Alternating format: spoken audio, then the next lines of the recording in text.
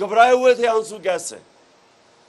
कोई अपने लोगों के ऊपर ऐसा जुल्म नहीं करता, बल्कि कोई, मैं ये कहता हूं कि दूसरों के ऊपर भी ऐसा जुल्म नहीं करना चाहिए। कोई हमारे दुश्मन भी हो, हमें ऐसा जुल्म ना करें। ये जो सीन थे आप मकबूजा कश्मीर में देख लें, जो मुसलमानों को, वहां कश्मीर के लोगों को, जिधर उन्होंने हर किस्म का जुल्म करते हैं उनको गुलाम बनाने के लिए, वही सीन थे वहां। उसी तरह रबर बुलेट्स, टेयर गैसिंग अपने लोगों के ऊपर चल रही थी। तो जो लोग भी वो पुलिस वाले ऑर्डर कर रहे थे, वो अपने जमीर के खिलाफ जा रहे थे। ये दुश्मन नहीं थे, ये अपने शहरी थे जो कह रहे थे कि एक बाहर की हुकूमत, एक बाहर की साजिश के तहत हमारे ऊपर हुकूमत मुसल्लत की गई। वो हम नहीं मानते। वो ये कह रहे थे कि मुल्क के बड़े बड़े डाकुओं को ऊपर बैठा दिए, हम नहीं इनको मानते। और ये उनका हक था। एक डेमोक्रेसी के अंदर शहरियों का हक होता है ये कहना। उनके ऊपर इस तरह तशद्दुद करना, जो वो बेचारा हमारा नौजवान शहीद हुआ, रावी के पुल से नीचे फेंक दिया जिस पुलिस वालों ने, ये अपनी नौकरियों के पीछे गुनाह कर रहे थे। जो अल्लाह ने हुक्म हमें बताया हुआ कि कैसे जिंदगी गुजारनी है, इंसाफ के ऊपर जिंदगी गुजारनी है। ये कोई पुलिस के अंदर भी, ब्यूरोक्रेसी में भी, हम आपकी ओथ ये कहती है कि सिर्फ लॉफुल कमांड्स के ऊपर आपने चलना है, अनलॉफुल कमांड्स पे नहीं चलना। कहां ये लिखा हुआ है कि पुरअमन एहतजाज के ऊपर आप ये तशद्दुद करें? तो ये अपनी नौकरियों के गुलाम थे जो गलत काम कर रहे थे। कितने हमारे ऊपर 3 दफा लॉन्ग मार्चेस हुई। कभी वो डीजल निकलाता था, कभी वो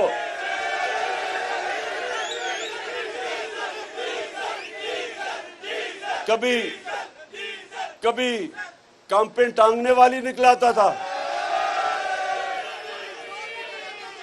क्या हमने कभी इनके रास्ते रोके, कंटेनर खड़े किए, इनको टेयर गैस की? बल्कि मैंने तो दावत दी थी कि हम अपना कंटेनर भी दे देते हैं आपको, आ जाएं। हम बल्कि आपको खाना भी पहुंचा देते हैं, क्योंकि हमें किसी से नहीं डर। इनको किससे डर था? और इनको बिल्कुल ठीक डर था। इनको डर ये था कि इतना आवाम का समुंदर जमा होने लगा है, इनकी कैंपें टांगनी शुरू हो गई। और इसलिए पुलिस को इस्तेमाल किया जुर्म करने पे। पुलिस जुर्म नहीं कर सकती। पुलिस का तो काम है कानून इंप्लीमेंट करना। तो जो रात के अंधेरों में दीवारें टाप के लोगों के घरों में गए, उनकी औरतें थी वहां, उनसे जिस तरह इनका रवैया था। एक 10 साल का फैसलाबाद में बच्चे को पकड़ के पुलिस लेके जा रही थी क्योंकि उसका बाप नहीं था। कौन सी दुनिया की जमहूरियत में यह होता है? कौन से करप्ट हुक्मरान इतने अवाम से डरे होते हैं कि ये पुलिस का इस तरह इस्तेमाल करते हैं? तो अल्लाह ने आपको आजादी दी है, आपको आजाद बनाया है, क्योंकि आपने अल्लाह से दावा किया ला इलाहा इल्लल्लाह, कोई नहीं है खुदा अल्लाह के अलावा। और आपको अपने ज़मीर के खिलाफ आपको रिजाइन कर देना चाहिए, बजाय अपने ज़मीर के खिलाफ जाओ, क्योंकि यह हुक्म है अल्लाह का। उसने हमें वाज़ेह तौर पे कहा हुआ है, अमर बिल मारूफ, मुसलमानों को कहे तुम अच्छाई हक के लिए खड़े होते हो। आपको उसका कमांड है अल्लाह का कि आपने राय हक पे खड़े होना है, आपने अच्छाई के साथ खड़े होना है। बस बस बस बस बस बस बस बस सुनो, अकल थोड़ी जरा सुनो, क्योंकि मैं तैयारी करवा रहा हूं आपकी अगली के लिए। नारे तकबीर का मौका मैं आपको बताऊंगा कब आएगा। अच्छा, अब सुने, आपको अल्लाह का हुक्म है कि अच्छाई के साथ खड़े हो, बुराई के खिलाफ खड़े हो। आपको अल्लाह ने कहीं भी इजाजत नहीं दी न्यूट्रल रहने की, हुक्म है उसका। इसलिए इंसानों के लिए आजादी नंबर 1 कि रिस्क अल्लाह के हाथ में है। आजादी नंबर 2 कि इज्जत जिल्लत उसके हाथ में है। कई लोग डरते हैं जी ओ मुझे जलील कर देगा कोई। ये गंदे गंदे लोग जो आज हुकूमत में बैठे हैं, गंदी बातें, घटिया बातें, ये जो लोग हैं, लोग डरते हैं कि ये जलील कर देंगे। मैं जब से 26 साल से सियासत में हूं, जितनी इन्होंने मेरे पर घटिया बातें की, जातियात के ऊपर अटैक किए, क्या फर्क पड़ गया? क्योंकि इज्जत अल्लाह के अपने हाथ में रखी हुई है। वो किसी को इजाजत नहीं देता। और नहीं तो पैसे दे के आप इज्जत खरीद लें।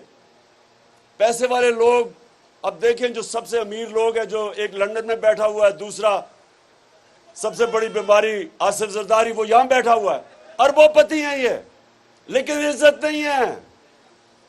बाहर निकलते हैं लंदन में तो वो सारे चोर चोर का शोर मार देते हैं, और ये पब्लिक में नहीं जा सकते क्योंकि एक मिनट सुनो, मैं जरा पहले पूरी बात सुनो मेरी।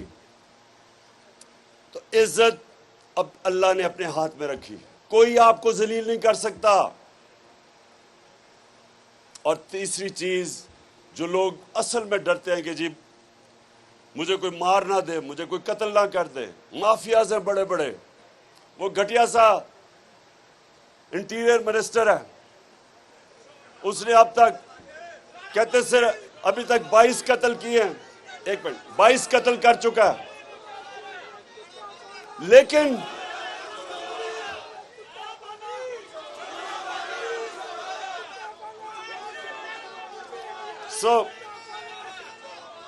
कहने का मतलब ये है कि कभी भी सुनो, कभी भी ये खौफ आपकी जिंदगी के मकसद में, आपके नजरिए के रास्ते में मौत का खौफ नहीं आना चाहिए, क्योंकि अल्लाह ने ये आपको कह दिया है कि उसने अपने हाथ में रखी हुई है। जब वो टाइम आएगा तो उसका वादा है कि ना 1 मिनट आगे ना पीछे होगी। तो उसने इंसान को आजाद कर दिया। ला इलाहा इल्लल्लाह, कोई नहीं है खुदा अल्लाह के सिवा, इंसान आजाद है। और इसीलिए मदीना की रियासत में वो अरब जिनकी कोई हैसियत ही नहीं थी, इसी ला इलाहा इल्लल्लाह के ऊपर दुनिया की इमामत की उन्होंने चंद सालों के अंदर। तो आज पाकिस्तान जो बना था एक ही नारे पे कि पाकिस्तान का मतलब क्या और मेरा तेरा रिश्ता क्या, यानी कि बलूचिस्तान में भी लोग हैं, सारे कबायली इलाके, पख्तूनख्वा, पंजाब, नॉर्दर्न एरियाज, आजाद कश्मीर, सिंध, सबका एक रिश्ता है। जुबान भी उनकी फर्क है, लेकिन रिश्ता एक है, ला इलाहा इल्लल्लाह। इस पे बना था पाकिस्तान। इसने हमें इकट्ठा रखना था, इसने इस फेडरेशन को मजबूत करना था, इसने हमें आजाद करना था। इसके लिए कायदे आजम ने जद्दोजहद की थी कि वो ये नहीं चाहते थे कि हम हिंदुओं की गुलामी में रहें, वो एक आजाद मुल्क चाहते थे। तो वो ये भी नहीं चाहते थे कि हिंदुओं की गुलामी से निकल के अमेरिकनों की गुलामी करें हम, या ये चोरों की गुलामी करें। इसलिए ये आपकी जो आज़ादी मार्च है ये बहुत अहम है। ये तहरीक पाकिस्तान के बाद ये उतनी इस मुल्क के लिए अहम है, तहरीक हकीकी आज़ादी इन चोरों से। और अब ये देखें, मैं आज जरा आपको बताऊं कि इन चोरों के नीचे हुआ क्या है। ये 2 महीने के अंदर ये तो सबको पता चल गया ना कि महंगाई तो इनका इशू नहीं था, क्योंकि उन्होंने 2 महीने में वो महंगाई की है जो 3.5 साल में हमने नहीं की। वो आज बिजली भी गायब हो गई है, लोड शेडिंग की इंतहा, गर्मी की इंतहा, लोड शेडिंग की इंतहा, बिजली 10 रुपए यूनिट ज्यादा और अभी मजीद बढ़ेगी। डीजल और पेट्रोल 60 रुपए लीटर ज्यादा और मजीद और बढ़ेगा। और और मजीद और बढ़ना है अभी। और ये भी सुना जरा, पेट्रोल, अच्छा बिजली भी गायब, आज पेट्रोल गायब, रुपया गिर रहा है, रुपया कोई रिकॉर्ड पे पहुंच गया, डॉलर आज कोई 206 पे पहुंच गया, 200 और 208 206 पे। सुने जरा, स्टॉक एक्सचेंज कुछ 700 अरब रुपया उसमें से गायब हो गया। ये क्या हुआ है कि 2 महीने के अंदर जो मुल्क तेजी से तरक्की कर रहा था, जो इकोनॉमिक सर्वे के अंदर आया है कि पाकिस्तान की वो तरक्की थी पिछले 2 सालों में जो पाकिस्तान के पिछले 30 साल में सबसे बेहतर इकोनॉमिक ग्रोथ रेट थी उस मुल्क की, रिकॉर्ड के ऊपर हमारी सबसे बड़े आमदनी रिकॉर्ड, टैक्स कलेक्शन रिकॉर्ड, बाहर से ओवरसीज पाकिस्तानी रिकॉर्ड रेमिटेंसेस भेज रहे थे, एक्सपोर्ट्स रिकॉर्ड, हमारी फसलें पिछले 2 साल में जो ग्रोथ हुई है हमारे ज़राअत के अंदर, 4 फसलें इस बारी रिकॉर्ड, पिछली बारी 4 फसलें रिकॉर्ड। एक मिनट ठहरो, चुप चुप चुप चुप चुप चुप, सुनो सुनो, ओहो इंशाल्लाह इंशाल्लाह, लेकिन अब सुनो बात।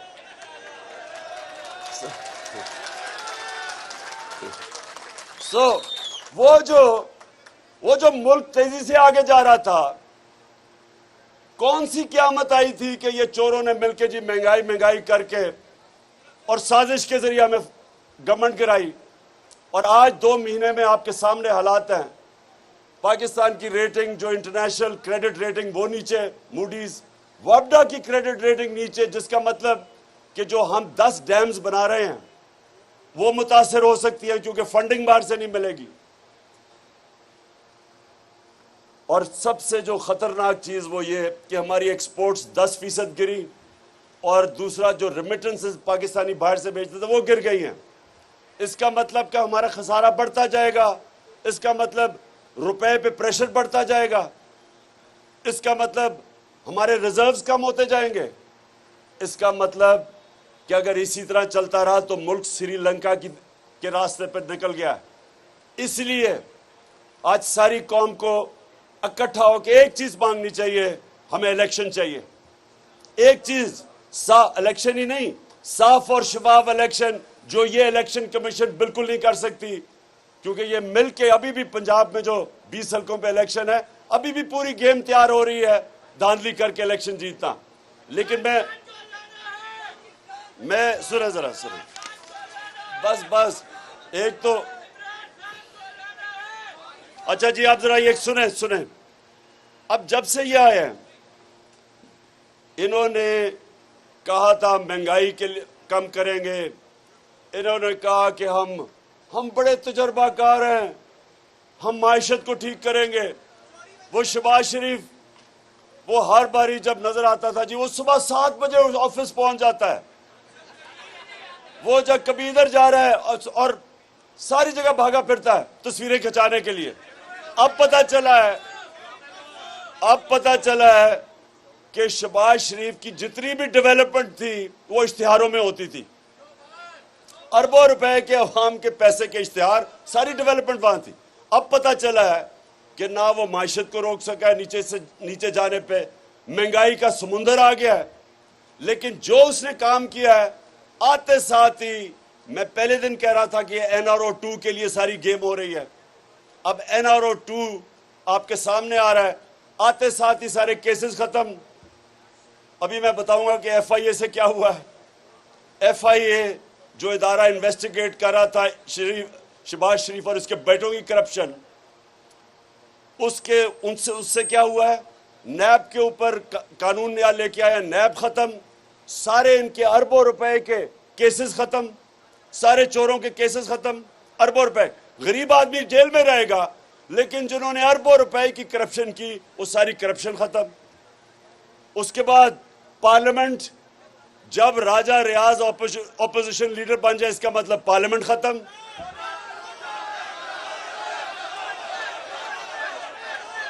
सहाफियों, आज जो सहाफियों से हो रहा है, जिस तरह की धमकियां मिल रही हैं, FIR कट रही हैं सहाफियों पे, मीडिया हाउसेस को धमकियां दी जा रही हैं कि कवर ना करो किसी तरह इमरान खान को, ये बहुत बड़ा कोई दुश्मन है मुल्क का।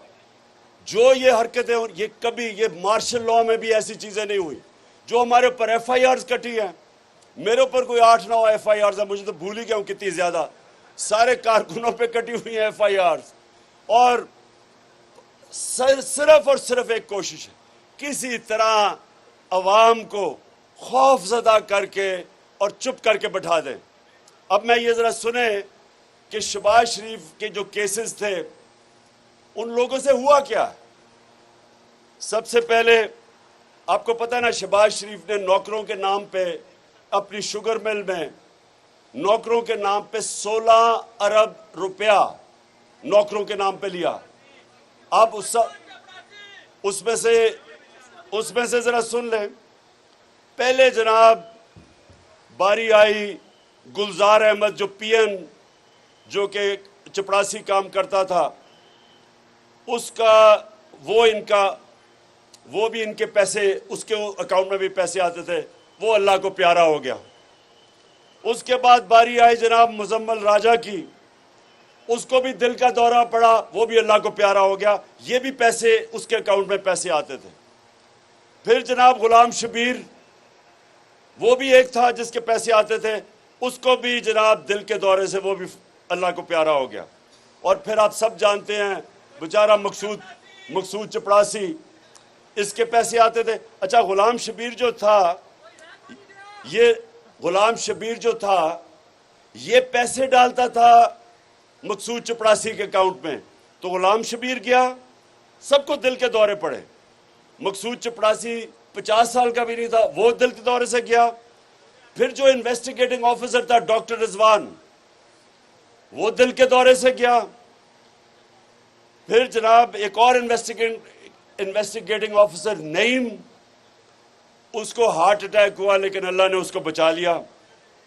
और फिर आज हमने खबर पढ़ी है, इमरान रजा जो एंटी करप्शन में, ये फैसलाबाद में, आप सोच रहे हैं फैसलाबाद में किसका वो इन्वेस्टिगेट कर रहा होगा, किसको।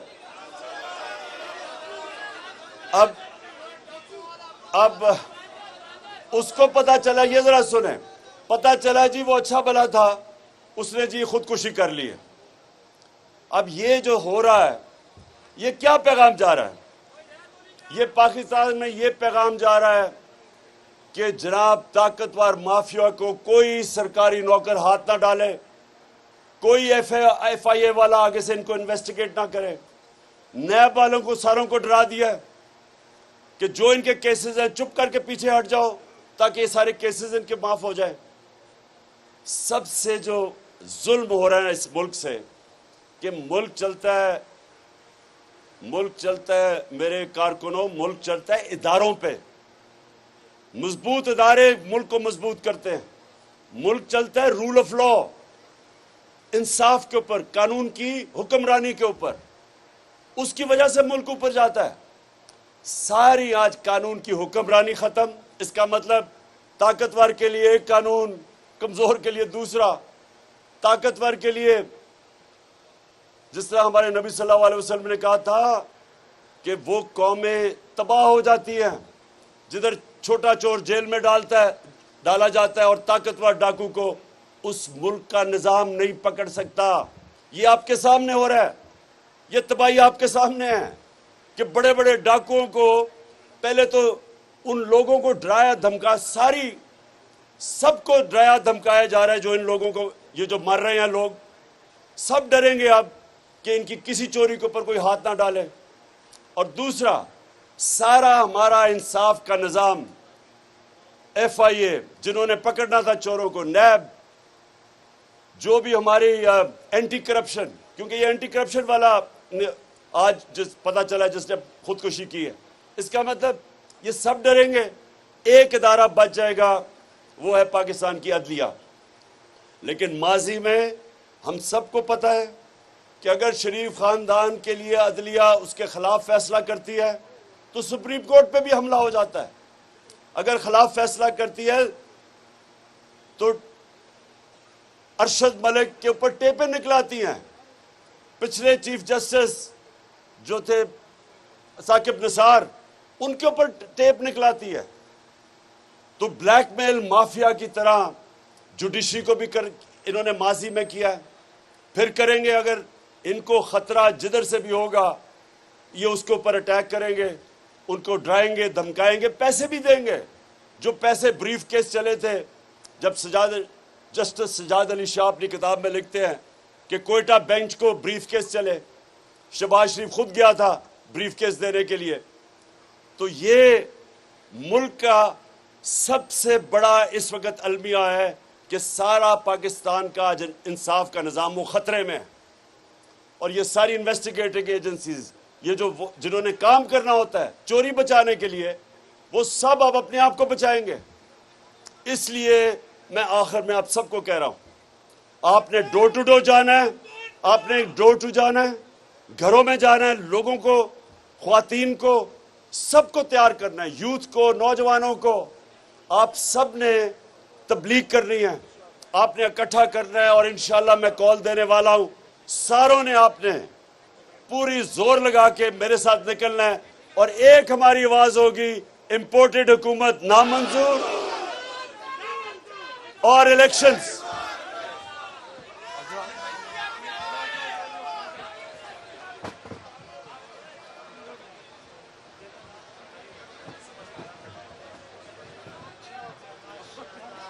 आप तमाम लोगों का बहुत बहुत शुक्रिया। Thank you so much.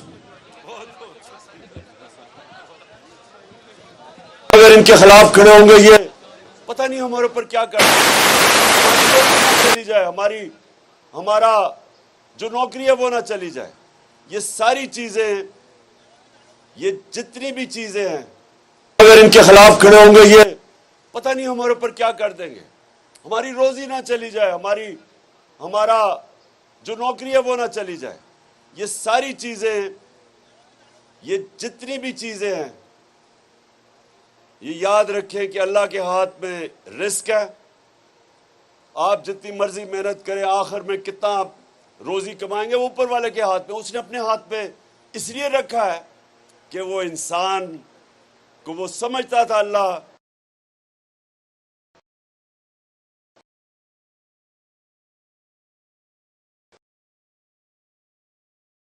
वो जो पुलिस वाले जिन्होंने औरतें और बच्चों के ऊपर टीयर गैस की शेलिंग की, क्या उनके ज़मीर उनको ये नहीं बता रहा था कि ये कोई दहशतगर्द आपके सामने है, ये कोई मुजरिम है, ये कोई हिंदुस्तान की फौज है? ये आपके अपने लोग थे, पुरअमन एहतजाज कर रहे थे। तो जो भी वो पुलिस वालों ने या रेंजर्स ने उनके ऊपर, अब मैं क्या कहूं, जुल्म किया। बच्चे थे वहां और बच्चों की आंखों में आंसू गैस जा रही थी। तस्वीरें उन बेचारों बच्चों की, घबराए हुए थे आंसू गैस से। कोई अपने लोगों के ऊपर ऐसा जुल्म नहीं करता, बल्कि कोई, मैं ये कहता हूं कि दूसरों के ऊपर भी ऐसा जुल्म नहीं करना चाहिए। कोई हमारे दुश्मन भी हो, हमें ऐसा जुल्म ना करें। ये जो सीन थे, आप मकबूजा कश्मीर में देख लें, जो मुसलमानों को, वहां कश्मीर के लोगों को, जिधर उन्होंने हर किस्म का जुल्म करते हैं उनको गुलाम बनाने के लिए, वही सीन थे वहां।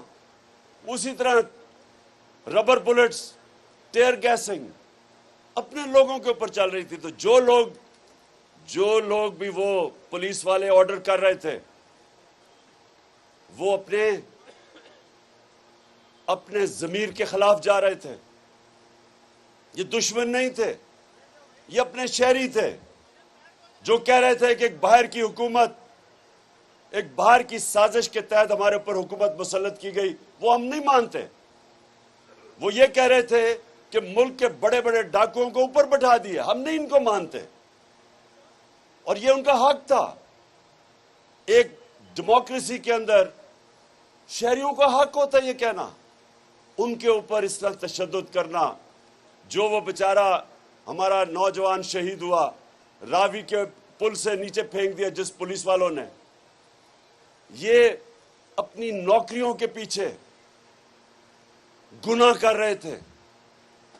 जो अल्लाह ने हुक्म हमें बताया हुआ कि कैसे जिंदगी गुजारनी है, इंसाफ के ऊपर जिंदगी गुजारनी है, ये कोई पुलिस के अंदर भी, ब्यूरोक्रेसी में भी, हम आपकी ओथ ये कहती है कि सिर्फ लॉफुल कमांड्स के ऊपर आपने चलना है, अनलॉफुल कमांड्स पे नहीं चलना। कहां ये लिखा हुआ है कि पुरअमन एहतजाज के ऊपर आप ये तशद्दुद करें? तो ये अपनी नौकरियों के गुलाम थे जो गलत काम कर रहे थे। कितने हमारे ऊपर 3 दफा लॉन्ग मार्चेस हुई। कभी वो डीजल निकलाता था, कभी वो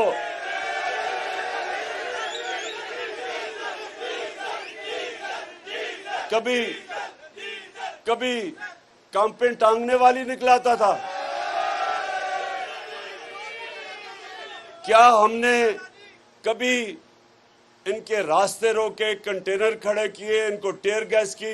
बल्कि मैंने तो दावत दी थी कि हम अपना कंटेनर भी दे देते हैं आपको, आ जाएं, हम बल्कि आपको खाना भी पहुंचा देते हैं, क्योंकि हमें किसी से नहीं डर। इनको किससे डर था? और इनको बिल्कुल ठीक डर था। इनको डर ये था कि इतना आवाम का समुंदर जमा होने लगा है, इनकी कांपे टांगनी शुरू हो गई, और इसलिए पुलिस को इस्तेमाल किया जुर्म करने पे। पुलिस जुर्म नहीं कर सकती। पुलिस का तो काम है कानून इंप्लीमेंट करना। तो जो रात के अंधेरों में दीवारें टाप के लोगों के घरों में गए, उनकी औरतें थी वहां, उनसे जिस तरह इनका रवैया था, एक 10 साल का फैसलाबाद में बच्चे को पकड़ के पुलिस लेके जा रही थी क्योंकि उसका बाप नहीं था। कौन सी दुनिया की जमहूरियत में यह होता है? कौन से करप्ट हुक्मरान इतने अवाम से डरे होते हैं कि ये पुलिस का इस तरह इस्तेमाल करते हैं? तो अल्लाह ने आपको आजादी दी है, आपको आजाद बनाया है, क्योंकि आपने अल्लाह से दावा किया ला इलाहा इल्लल्लाह, कोई नहीं है खुदा अल्लाह के अलावा। और आपको अपने ज़मीर के खिलाफ आपको रिजाइन कर देना चाहिए, बजाय अपने ज़मीर के खिलाफ जाओ, क्योंकि यह हुक्म है अल्लाह का। उसने हमें वाज़ेह तौर पे कहा हुआ है, अमर बिल मारूफ, मुसलमानों का तुम अच्छाई हक के लिए खड़े होते हो, आपको उसका कमांड है अल्लाह का कि आपने राय हक पे खड़े होना है, आपने अच्छाई के साथ खड़े होना है। बस बस बस बस बस बस बस बस सुनो, अकल थोड़ी जरा सुनो, क्योंकि मैं तैयारी करवा रहा हूं आपकी अगली के लिए। नारे तकबीर का मौका मैं आपको बताऊंगा कब आएगा। अच्छा, अब सुने, आपको अल्लाह का हुक्म है कि अच्छाई के साथ खड़े हो, बुराई के खिलाफ खड़े हो। आपको अल्लाह ने कहीं भी इजाजत नहीं दी न्यूट्रल रहने की, हुक्म है उसका। इसलिए इंसानों के लिए आजादी नंबर 1 कि रिस्क अल्लाह के हाथ में है। आजादी नंबर 2 कि इज्जत जिल्लत उसके हाथ में है। कई लोग डरते हैं जी ओ मुझे जलील कर देगा कोई।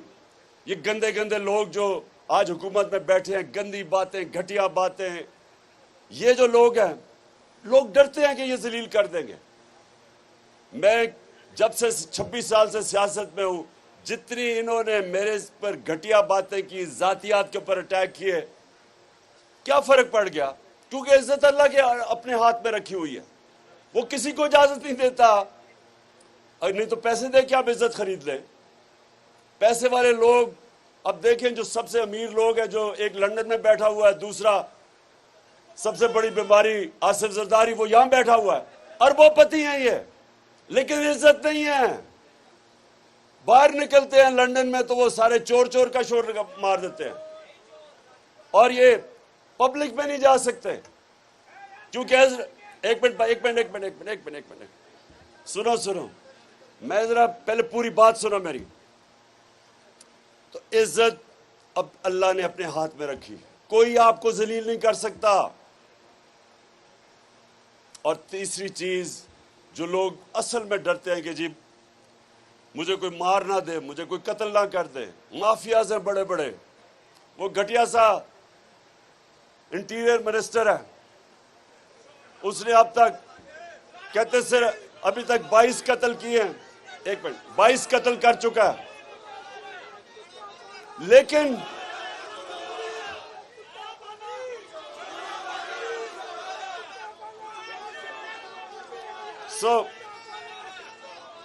कहने का मतलब ये है कि कभी भी सुनो, कभी भी ये खौफ आपकी जिंदगी के मकसद में, आपके नजरिए के रास्ते में मौत का खौफ नहीं आना चाहिए, क्योंकि अल्लाह ने ये आपको कह दिया है कि उसने अपने हाथ में रखी हुई है।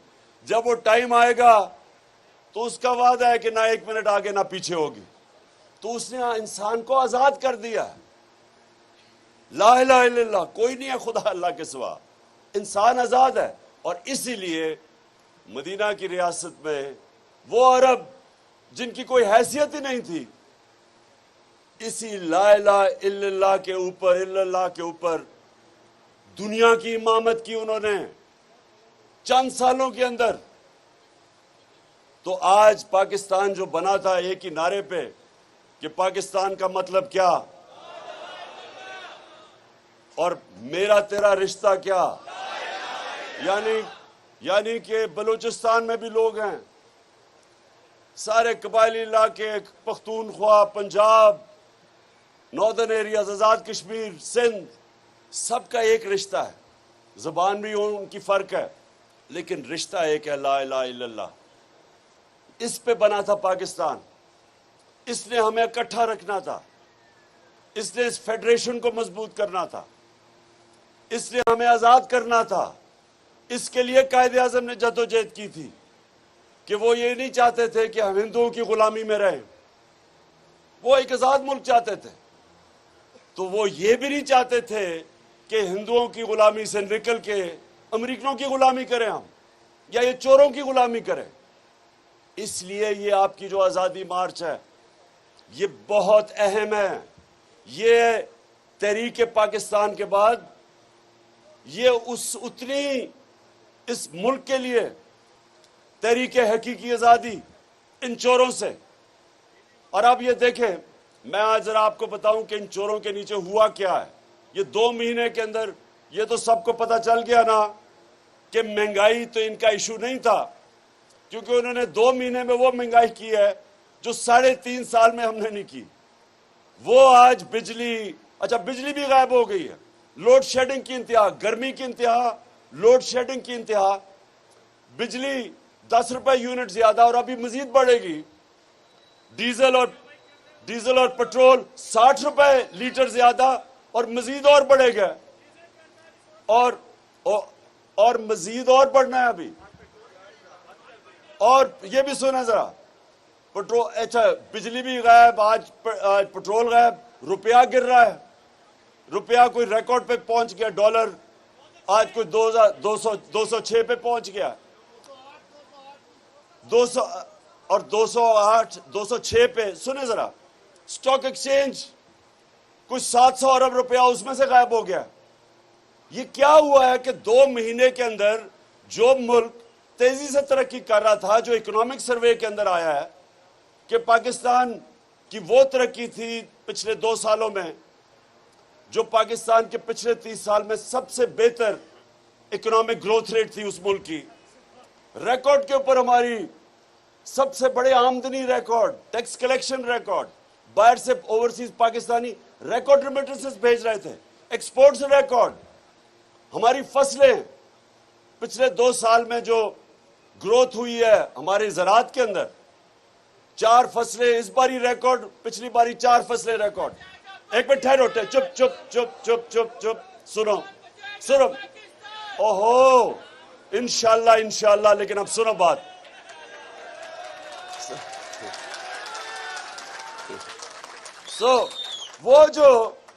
वो जो मुल्क तेजी से आगे जा रहा था, कौन सी क़यामत आई थी कि ये चोरों ने मिलकर जी महंगाई करके और साजिश के जरिए हमें गवर्नमेंट गिराई।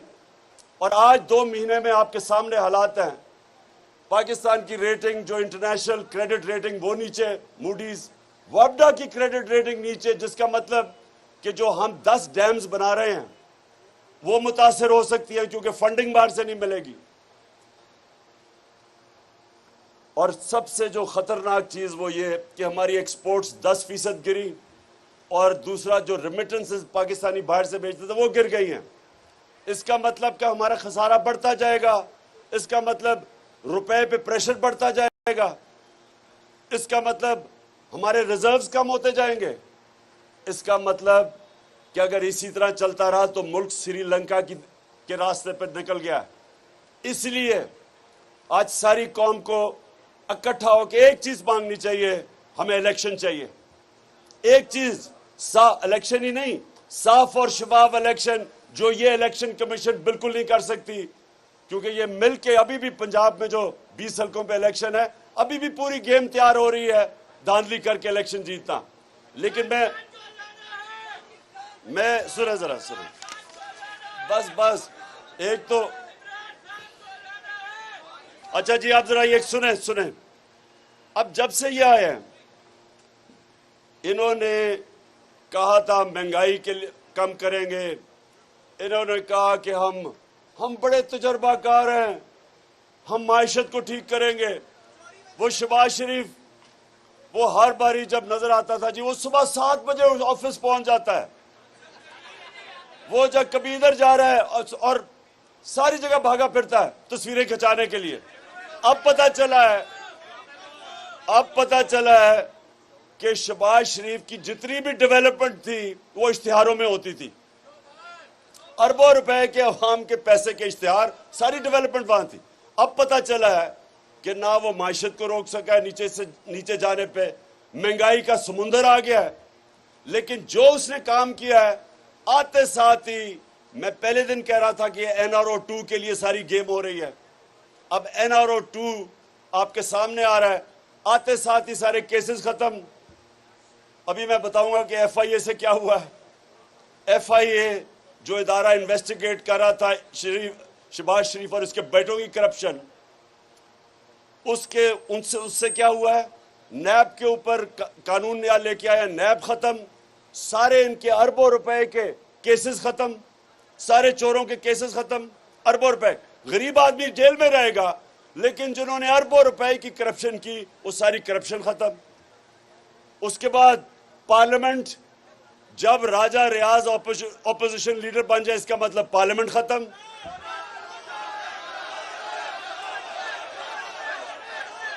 सहाफियों, आज जो सहाफियों से हो रहा है, जिस तरह की धमकियां मिल रही हैं, FIR कट रही हैं सहाफियों पे, मीडिया हाउसेस को धमकियां दी जा रही हैं कि कवर ना करो किसी तरह इमरान खान को, ये बहुत बड़ा कोई दुश्मन है मुल्क का। जो ये हरकतें, ये मार्शल लॉ में भी ऐसी चीजें नहीं हुई। जो हमारे ऊपर FIRs कटी हैं, मेरे ऊपर कोई 8-9 FIRs है, मुझे तो भूल ही गया हूं कितनी ज्यादा, सारे कारकुनों पे कटी हुई हैं FIRs। और सिर्फ और सिर्फ एक कोशिश है, किसी तरह अवाम को खौफजदा करके और चुप करके बैठा दें। अब मैं ये जरा सुने कि शहबाज शरीफ के जो केसेस थे, उन लोगों से हुआ क्या। सबसे पहले आपको पता है ना, शहबाज शरीफ ने नौकरों के नाम पे अपनी शुगर मिल में नौकरों के नाम पे 16 अरब रुपया नौकरों के नाम पे लिया। अब उसमें से जरा सुन लें। पहले जनाब बारी आई गुलजार अहमद, जो PN जो कि चपरासी काम करता था, वो भी इनके पैसे, उसके अकाउंट में भी पैसे आते थे, वो अल्लाह को प्यारा हो गया। उसके बाद बारी आई जनाब मुजम्मल राजा की, उसको भी दिल का दौरा पड़ा, वो भी अल्लाह को प्यारा हो गया, ये भी पैसे उसके अकाउंट में पैसे आते थे। फिर जनाब गुलाम शबीर, वो भी एक था जिसके पैसे आते थे, उसको भी जनाब दिल के दौरे से वो भी अल्लाह को प्यारा हो गया। और फिर आप सब जानते हैं बेचारा मकसूद चपरासी, इसके पैसे आते थे। अच्छा, गुलाम शबीर जो था ये पैसे डालता था मकसूद चपरासी के अकाउंट में, तो गुलाम शबीर गया, सबको दिल के दौरे पड़े। मकसूद चपड़ासी 50 साल का भी नहीं था, वो दिल के दौरे से गया। फिर जो इन्वेस्टिगेटिंग ऑफिसर था डॉक्टर रिजवान, वो दिल के दौरे से गया। फिर जनाब एक और इन्वेस्टिगेटिंग ऑफिसर नईम, उसको हार्ट अटैक हुआ लेकिन अल्लाह ने उसको बचा लिया। और फिर आज हमने खबर पढ़ी है, इमरान रजा जो एंटी करप्शन में ये फैसलाबाद में, आप सोच रहे हैं फैसलाबाद में किसका वो इन्वेस्टिगेट कर रहा होगा, किसको? अब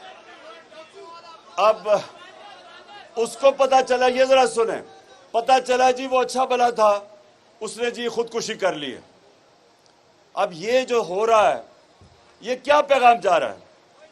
ये पाकिस्तान में ये पैगाम जा रहा है कि जनाब ताकतवर माफिया को कोई सरकारी नौकर हाथ ना डाले, कोई FIA वाला आगे से इनको इन्वेस्टिगेट ना करे।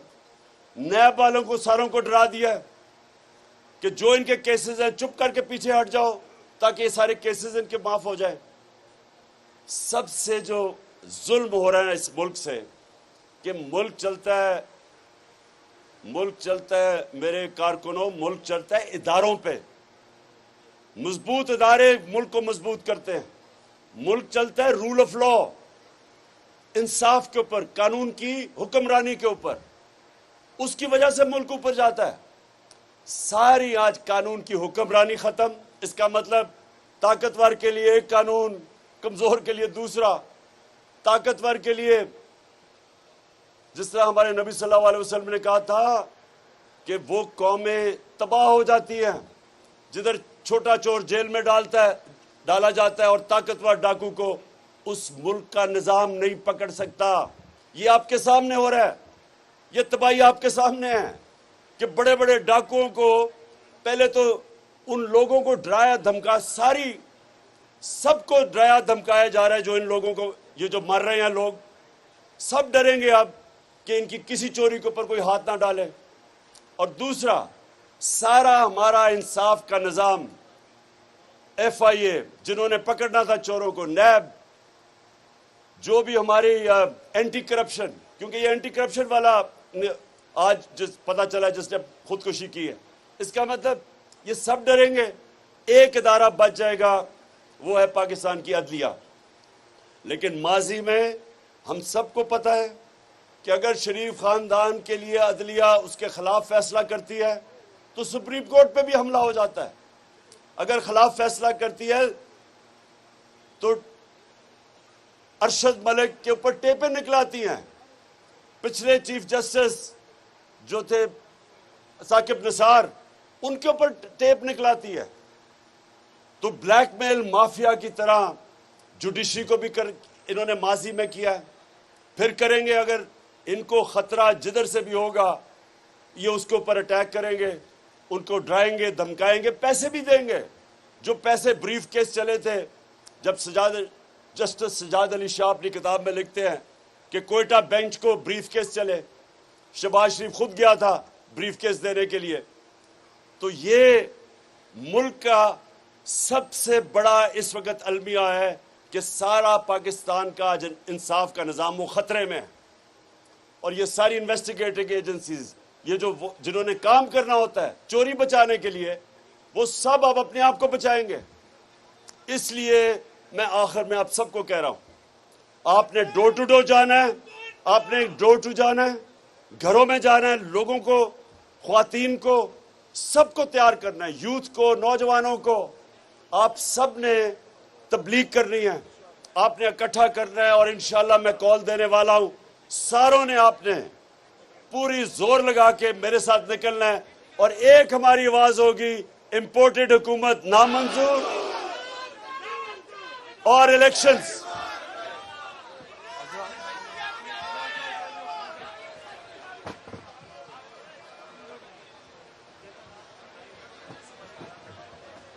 अगर इनके खिलाफ खड़े होंगे, ये पता नहीं हमारे ऊपर क्या कर देंगे। हमारी रोजी ना चली जाए, हमारा जो नौकरी है वो ना चली जाए। ये सारी चीजें, ये जितनी भी चीजें हैं, ये याद रखें कि अल्लाह के हाथ में रिस्क है। आप जितनी मर्जी मेहनत करें, आखिर में कितना आप रोजी कमाएंगे वो ऊपर वाले के हाथ में। उसने अपने हाथ में इसलिए रखा है कि वो इंसान को वो समझता था अल्लाह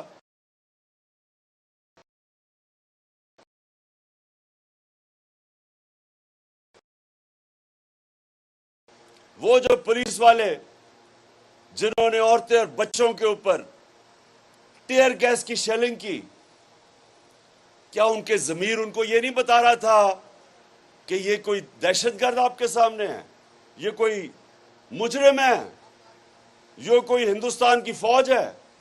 ये आपके अपने लोग थे, पुरअमन एहतजाज कर रहे थे। तो जो भी वो पुलिस वालों ने या रेंजर्स ने उनके ऊपर, अब मैं क्या कहूं, जुल्म किया। बच्चे थे वहां और बच्चों की आंखों में आंसू गैस जा रही थी। तस्वीरें हैं उन बेचारे बच्चों की, घबराए हुए थे आंसू गैस से। कोई अपने लोगों के ऊपर ऐसा जुल्म नहीं करता, बल्कि कोई, मैं ये कहता हूं कि दूसरों के ऊपर भी ऐसा जुल्म नहीं करना चाहिए। कोई हमारे दुश्मन भी हो, हमें ऐसा जुल्म ना करें। ये जो सीन थे आप मकबूजा कश्मीर में देख लें, जो मुसलमानों को, वहां कश्मीर के लोगों को, जिधर उन्होंने हर किस्म का जुल्म करते हैं उनको गुलाम बनाने के लिए, वही सीन थे वहां। उसी तरह रबर बुलेट्स, टेयर गैसिंग अपने लोगों के ऊपर चल रही थी। तो जो लोग भी वो पुलिस वाले ऑर्डर कर रहे थे, वो अपने जमीर के खिलाफ जा रहे थे। ये दुश्मन नहीं थे, ये अपने शहरी थे जो कह रहे थे कि एक बाहर की हुकूमत, एक बाहर की साजिश के तहत हमारे ऊपर हुकूमत मुसल्लत की गई। वो हम नहीं मानते। वो ये कह रहे थे कि मुल्क के बड़े बड़े डाकुओं को ऊपर बैठा दिया, हम नहीं इनको मानते। और ये उनका हक था। एक डेमोक्रेसी के अंदर शहरियों का हक होता है ये कहना, उनके ऊपर इस तरह तशद्दुद करना। जो वो बेचारा हमारा नौजवान शहीद हुआ, रावी के पुल से नीचे फेंक दिया जिस पुलिस वालों ने, ये अपनी नौकरियों के पीछे गुनाह कर रहे थे। जो अल्लाह ने हुक्म हमें बताया हुआ कि कैसे जिंदगी गुजारनी है, इंसाफ के ऊपर जिंदगी गुजारनी है। ये कोई पुलिस के अंदर भी, ब्यूरोक्रेसी में भी, हम आपकी ओथ ये कहती है कि सिर्फ लॉफुल कमांड्स के ऊपर आपने चलना है, अनलॉफुल कमांड्स पे नहीं चलना। कहां ये लिखा हुआ है कि पुरअमन एहतजाज के ऊपर आप ये तशद्दुद करें? तो ये अपनी नौकरियों के गुलाम थे जो गलत काम कर रहे थे। कितने हमारे ऊपर 3 दफा लॉन्ग मार्चेस हुई। कभी वो डीजल निकलाता था, कभी वो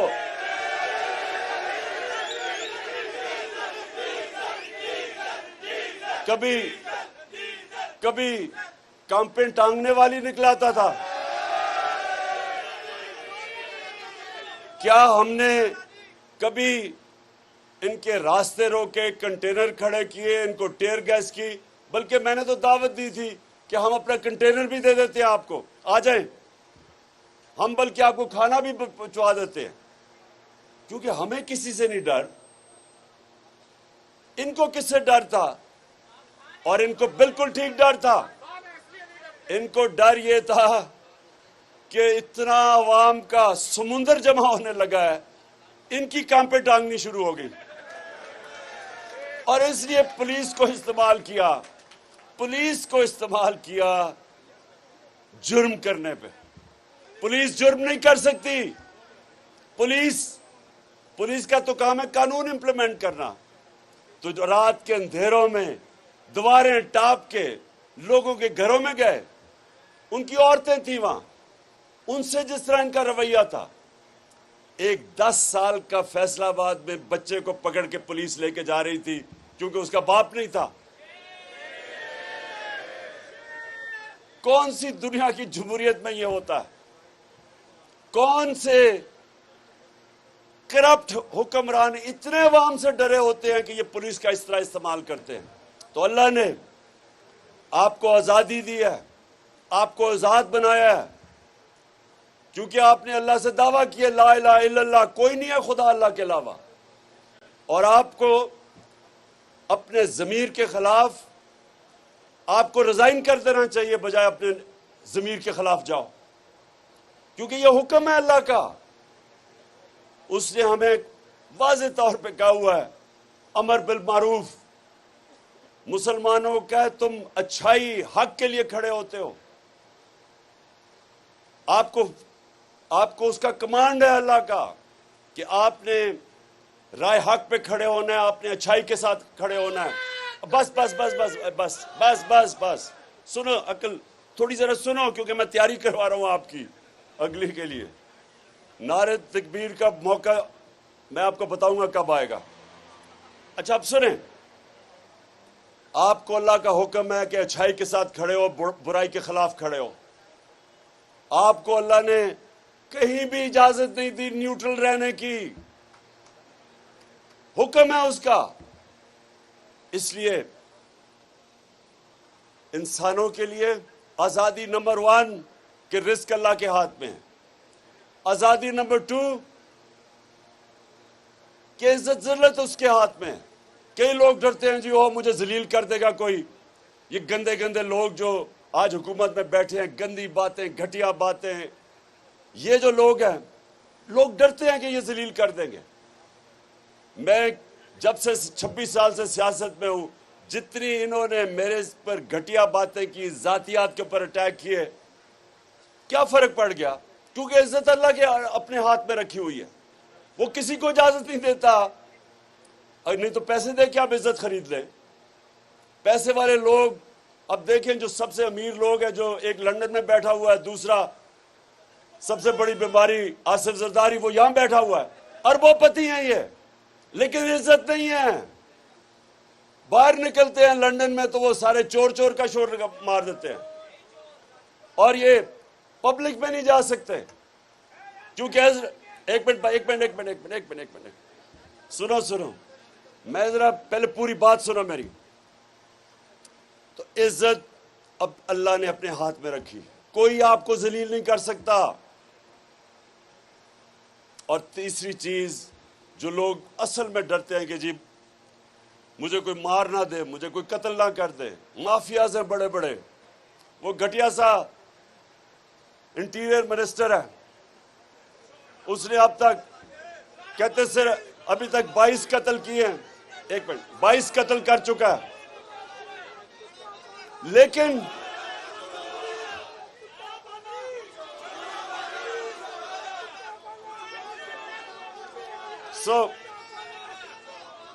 कहने का मतलब ये है कि कभी भी सुनो, कभी भी ये खौफ आपकी जिंदगी के मकसद में, आपके नजरिए के रास्ते में मौत का खौफ नहीं आना चाहिए, क्योंकि अल्लाह ने ये आपको कह दिया है कि उसने अपने हाथ में रखी हुई है।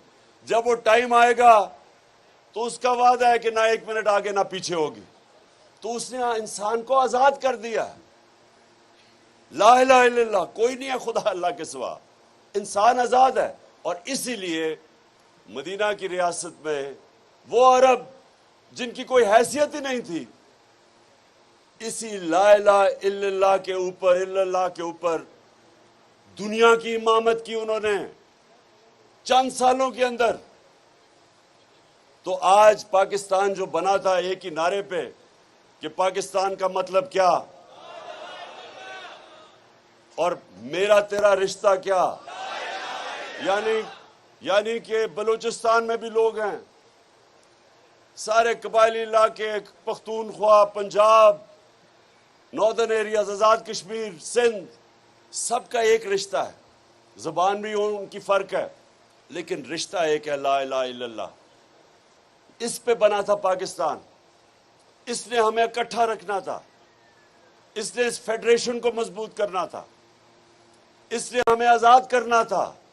इसके लिए कायदे आजम ने जद्दोजहद की थी कि वो ये नहीं चाहते थे कि हम हिंदुओं की गुलामी में रहें, वो एक आजाद मुल्क चाहते थे। तो वो ये भी नहीं चाहते थे कि हिंदुओं की गुलामी से निकल के अमेरिकनों की गुलामी करें हम, या ये चोरों की गुलामी करें। इसलिए ये आपकी जो आज़ादी मार्च है ये बहुत अहम है। ये तहरीक पाकिस्तान के बाद ये उतनी इस मुल्क के लिए अहम है तहरीक हकीकी आज़ादी इन चोरों से। और अब ये देखें, मैं आज जरा आपको बताऊं कि इन चोरों के नीचे हुआ क्या है। ये 2 महीने के अंदर ये तो सबको पता चल गया ना कि महंगाई तो इनका इशू नहीं था, क्योंकि उन्होंने 2 महीने में वो महंगाई की है जो 3.5 साल में हमने नहीं की। वो आज बिजली, अच्छा बिजली भी गायब हो गई है, लोड शेडिंग की इंतहा, गर्मी की इंतहा, लोड शेडिंग की इंतहा, बिजली 10 रुपए यूनिट ज्यादा और अभी मजीद बढ़ेगी। डीजल और पेट्रोल 60 रुपए लीटर ज्यादा और मजीद और बढ़ेगा, और मजीद और बढ़ना है अभी। और ये भी सुना जरा, पेट्रोल, अच्छा बिजली भी गायब, आज पेट्रोल गायब, रुपया गिर रहा है, रुपया कोई रिकॉर्ड पे पहुंच गया, डॉलर आज कोई 206 पे पहुंच गया, 200 और 208 206 पे। सुने जरा, स्टॉक एक्सचेंज कुछ 700 अरब रुपया उसमें से गायब हो गया। ये क्या हुआ है कि 2 महीने के अंदर जो मुल्क तेजी से तरक्की कर रहा था, जो इकोनॉमिक सर्वे के अंदर आया है कि पाकिस्तान की वो तरक्की थी पिछले 2 सालों में जो पाकिस्तान के पिछले 30 साल में सबसे बेहतर इकोनॉमिक ग्रोथ रेट थी उस मुल्क की, रिकॉर्ड के ऊपर हमारी सबसे बड़े आमदनी रिकॉर्ड, टैक्स कलेक्शन रिकॉर्ड, बाहर से ओवरसीज पाकिस्तानी रिकॉर्ड रेमिटेंसेस भेज रहे थे, एक्सपोर्ट्स रिकॉर्ड, हमारी फसलें पिछले 2 साल में जो ग्रोथ हुई है हमारे ज़राअत के अंदर, 4 फसलें इस बारी रिकॉर्ड, पिछली बारी 4 फसलें रिकॉर्ड। एक मिनट ठहरो, चुप चुप चुप चुप चुप चुप, सुनो सुनो, ओहो इंशाल्लाह इंशाल्लाह, लेकिन अब सुनो बात।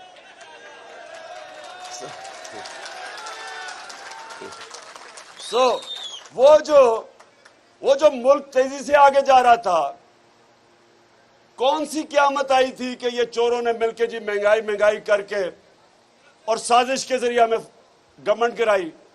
और आज 2 महीने में आपके सामने हालात हैं, पाकिस्तान की रेटिंग, जो इंटरनेशनल क्रेडिट रेटिंग, वो नीचे, मूडीज, वापडा की क्रेडिट रेटिंग नीचे, जिसका मतलब कि जो हम 10 डैम्स बना रहे हैं वो मुतासर हो सकती है क्योंकि फंडिंग बाहर से नहीं मिलेगी।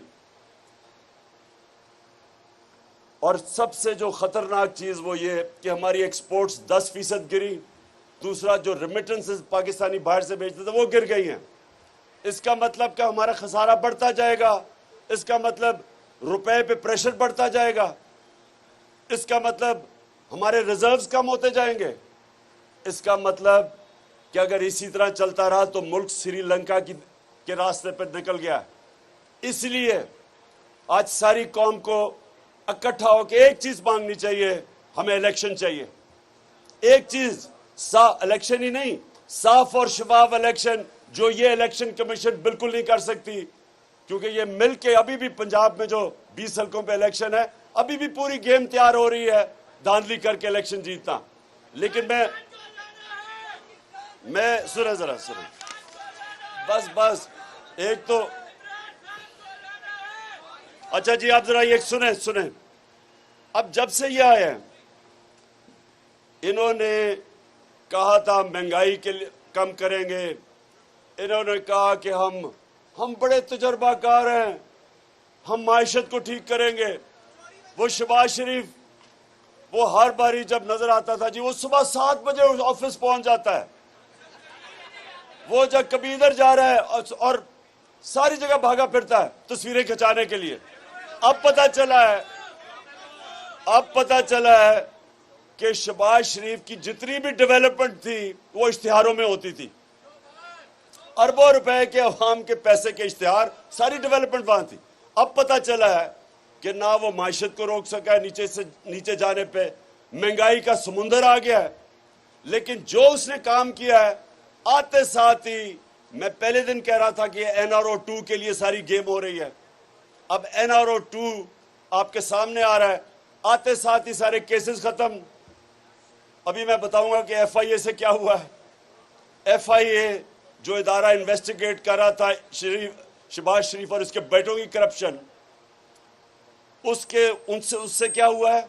नैब के ऊपर कानून नया लेके आया, नैब खत्म, सारे इनके अरबों रुपए के केसेस खत्म, सारे चोरों के केसेस खत्म, अरबों रुपए। गरीब आदमी जेल में रहेगा, लेकिन जिन्होंने अरबों रुपए की करप्शन की वो सारी करप्शन खत्म। उसके बाद पार्लियामेंट, जब राजा रियाज ऑपोजिशन लीडर बन जाए इसका मतलब पार्लियामेंट खत्म।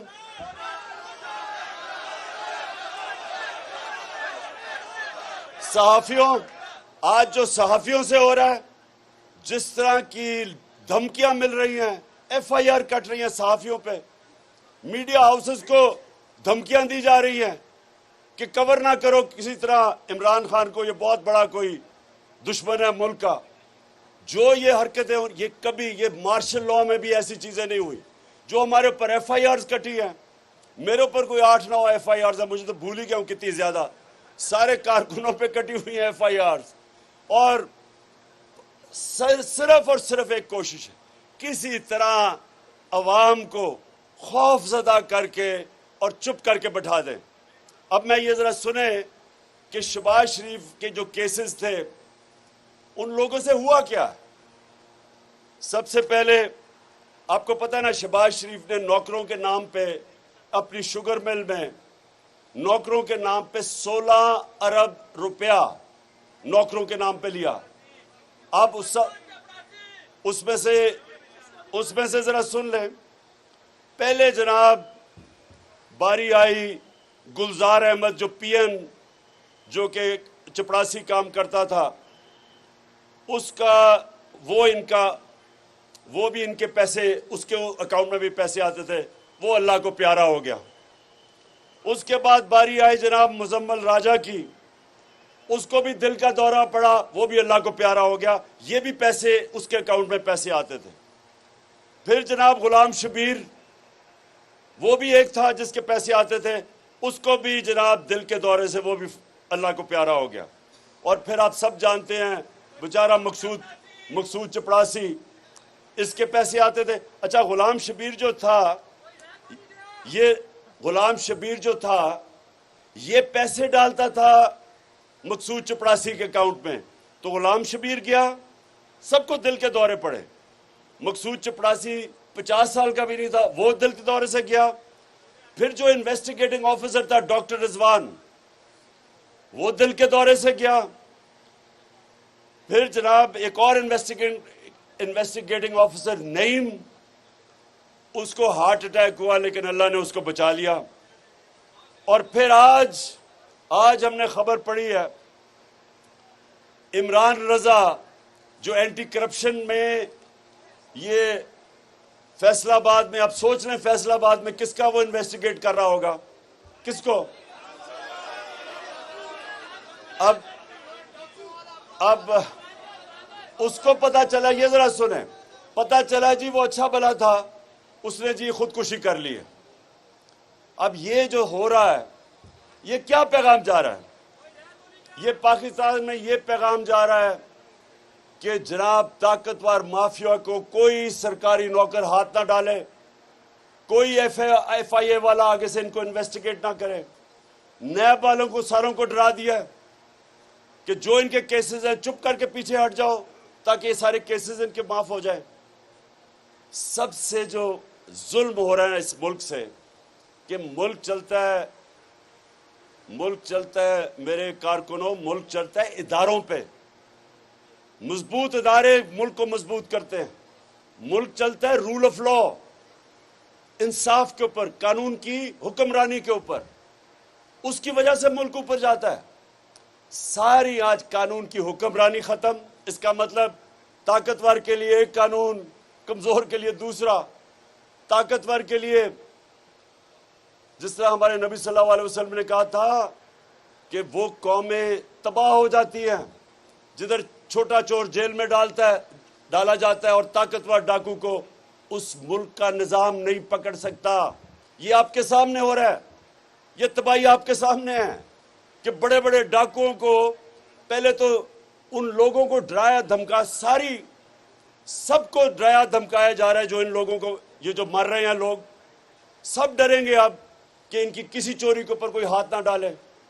और दूसरा, सारा हमारा इंसाफ का निजाम, FIA जिन्होंने पकड़ना था चोरों को, नैब, जो भी हमारी एंटी करप्शन, क्योंकि ये एंटी करप्शन वाला आज जिस पता चला जिसने खुदकुशी की है, इसका मतलब ये सब डरेंगे। एक इदारा बच जाएगा, वो है पाकिस्तान की अदलिया।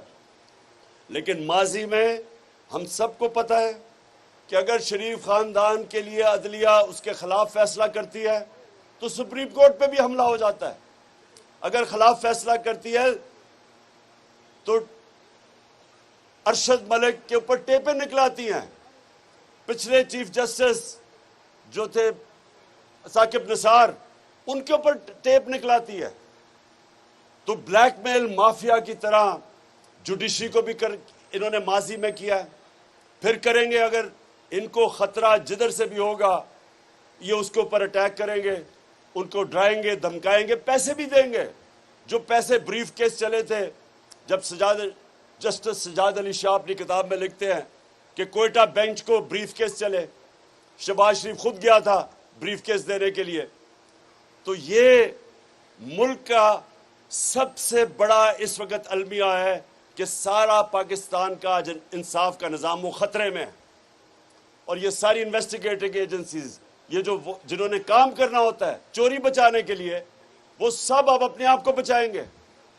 इसलिए मैं आखिर में आप सबको कह रहा हूं, आपने डोर टू डोर जाना है, आपने डोर टू जाना है, घरों में जाना है, लोगों को, ख्वातीन को, सबको तैयार करना है, यूथ को, नौजवानों को। आप सब ने तबलीग करनी है, आपने इकट्ठा करना है। और इंशाल्लाह मैं कॉल देने वाला हूं, सारों ने आपने पूरी जोर लगा के मेरे साथ निकलना है। और एक हमारी आवाज होगी, इंपोर्टेड हुकूमत नामंजूर और इलेक्शंस।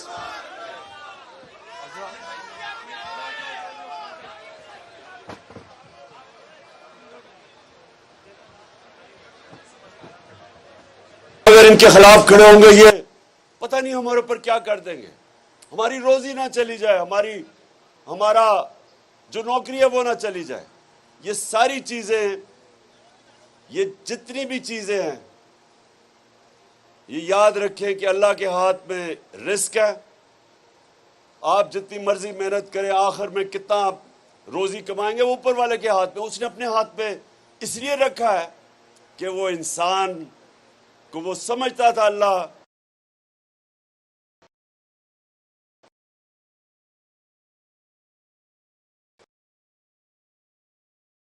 वो जो पुलिस वाले जिन्होंने औरतें और बच्चों के ऊपर टीयर गैस की शेलिंग की, क्या उनके ज़मीर उनको ये नहीं बता रहा था कि ये कोई दहशतगर्द आपके सामने है, ये कोई मुजरिम है, ये कोई हिंदुस्तान की फौज है? ये आपके अपने लोग थे, पुरअमन एहतजाज कर रहे थे। तो जो भी वो पुलिस वालों ने या रेंजर्स ने उनके ऊपर, अब मैं क्या कहूं, जुल्म किया।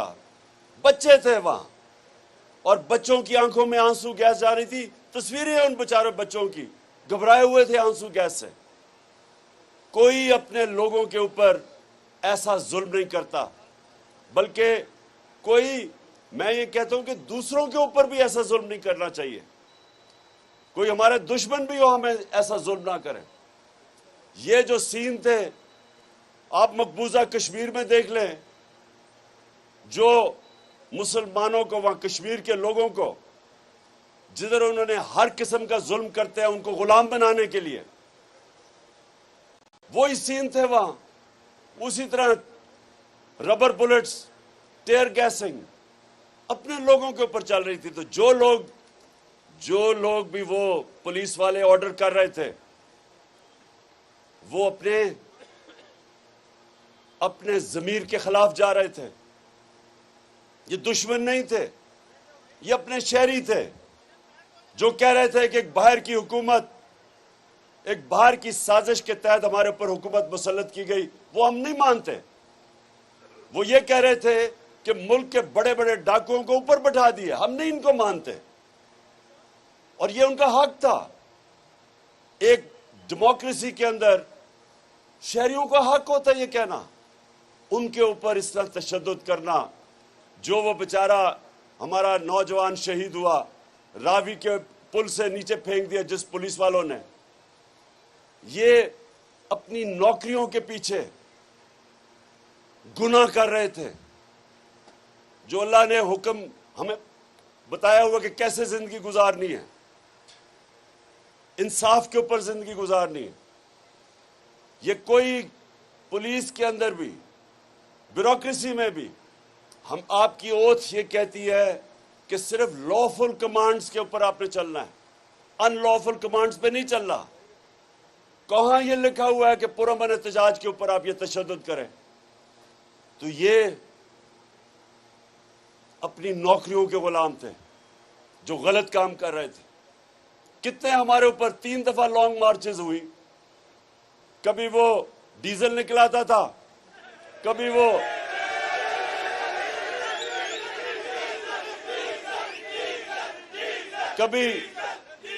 कभी कैंपेन टांगने वाली निकलाता था।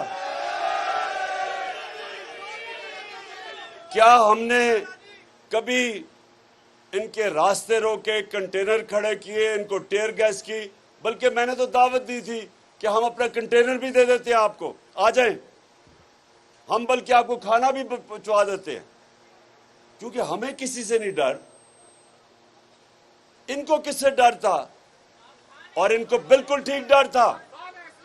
इनको डर ये था कि इतना आवाम का समुंदर जमा होने लगा है, इनकी कैंपें टांगनी शुरू हो गई, और इसलिए पुलिस को इस्तेमाल किया जुर्म करने पे। पुलिस जुर्म नहीं कर सकती।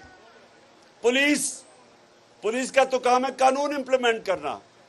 तो जो रात के अंधेरों में दीवारें टाप के लोगों के घरों में गए, उनकी औरतें थी वहां, उनसे जिस तरह इनका रवैया था, एक 10 साल का फैसलाबाद में बच्चे को पकड़ के पुलिस लेके जा रही थी क्योंकि उसका बाप नहीं था। कौन सी दुनिया की जमहूरियत में यह होता है? कौन से करप्ट हुक्मरान इतने अवाम से डरे होते हैं कि ये पुलिस का इस तरह इस्तेमाल करते हैं? तो अल्लाह ने आपको आजादी दी है, आपको आजाद बनाया है, क्योंकि आपने अल्लाह से दावा किया ला इलाहा इल्लल्लाह, कोई नहीं है खुदा अल्लाह के अलावा।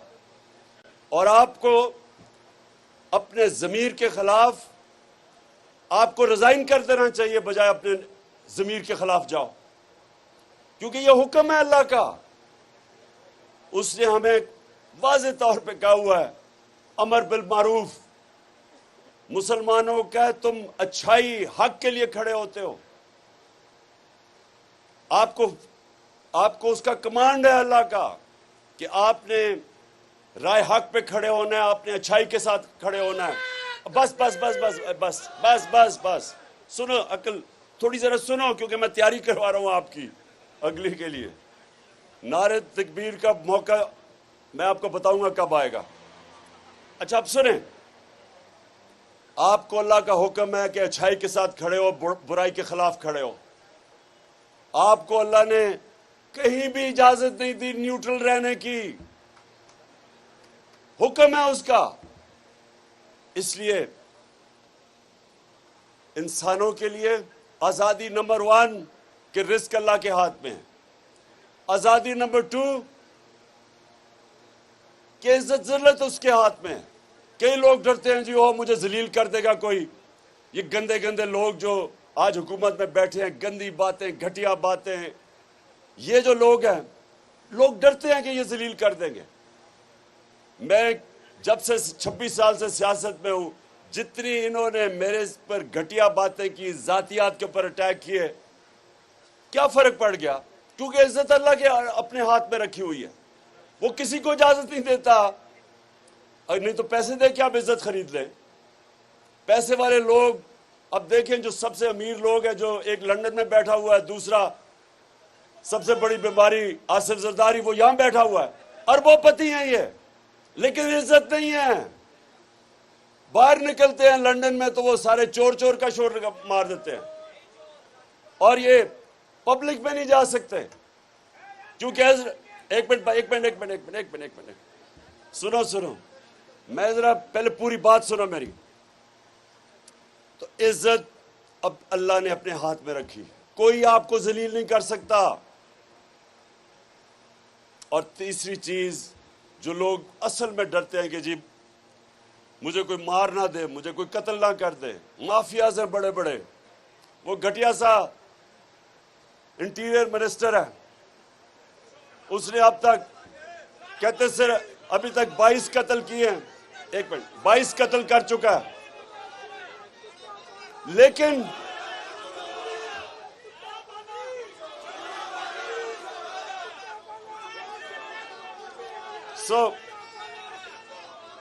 कहने का मतलब ये है कि कभी भी सुनो, कभी भी ये खौफ आपकी जिंदगी के मकसद में, आपके नजरिए के रास्ते में मौत का खौफ नहीं आना चाहिए, क्योंकि अल्लाह ने ये आपको कह दिया है कि उसने अपने हाथ में रखी हुई है।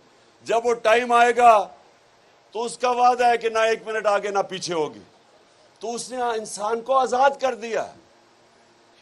ला इलाहा इल्लल्लाह, कोई नहीं है खुदा अल्लाह के सिवा, इंसान आजाद है। और इसीलिए मदीना की रियासत में वो अरब जिनकी कोई हैसियत ही नहीं थी, इसी ला इलाहा इल्लल्लाह के ऊपर दुनिया की इमामत की उन्होंने चंद सालों के अंदर। तो आज पाकिस्तान जो बना था एक ही नारे पे कि पाकिस्तान का मतलब क्या और मेरा तेरा रिश्ता क्या, यानी कि बलूचिस्तान में भी लोग हैं, सारे कबायली इलाके, पख्तूनख्वा, पंजाब, नॉर्दर्न एरियाज, आजाद कश्मीर, सिंध, सबका एक रिश्ता है। जुबान भी उनकी फर्क है, लेकिन रिश्ता एक है, ला इलाहा इल्लल्लाह। इस पे बना था पाकिस्तान, इसने हमें इकट्ठा रखना था, इसने इस फेडरेशन को मजबूत करना था, इसने हमें आजाद करना था। इसके लिए कायदे आजम ने जद्दोजहद की थी कि वो ये नहीं चाहते थे कि हम हिंदुओं की गुलामी में रहें, वो एक आजाद मुल्क चाहते थे। तो वो ये भी नहीं चाहते थे कि हिंदुओं की गुलामी से निकल के अमेरिकनों की गुलामी करें हम, या ये चोरों की गुलामी करें। इसलिए ये आपकी जो आज़ादी मार्च है ये बहुत अहम है। ये तहरीक पाकिस्तान के बाद ये उतनी इस मुल्क के लिए अहम है, तहरीक हकीकी आज़ादी इन चोरों से। और अब ये देखें, मैं आज जरा आपको बताऊं कि इन चोरों के नीचे हुआ क्या है। ये 2 महीने के अंदर ये तो सबको पता चल गया ना कि महंगाई तो इनका इशू नहीं था, क्योंकि उन्होंने 2 महीने में वो महंगाई की है जो 3.5 साल में हमने नहीं की। वो आज बिजली, अच्छा बिजली भी गायब हो गई है, लोड शेडिंग की इंतहा, गर्मी की इंतहा, लोड शेडिंग की इंतहा, बिजली 10 रुपए यूनिट ज्यादा और अभी मजीद बढ़ेगी। डीजल और पेट्रोल 60 रुपए लीटर ज्यादा और मजीद और बढ़ेगा, और मजीद और बढ़ना है अभी। और ये भी सुना जरा, पेट्रोल, अच्छा बिजली भी गायब, आज पेट्रोल गायब, रुपया गिर रहा है, रुपया कोई रिकॉर्ड पे पहुंच गया, डॉलर आज कोई 206 पे पहुंच गया, 200 और 208 206 पे। सुने जरा, स्टॉक एक्सचेंज कुछ 700 अरब रुपया उसमें से गायब हो गया।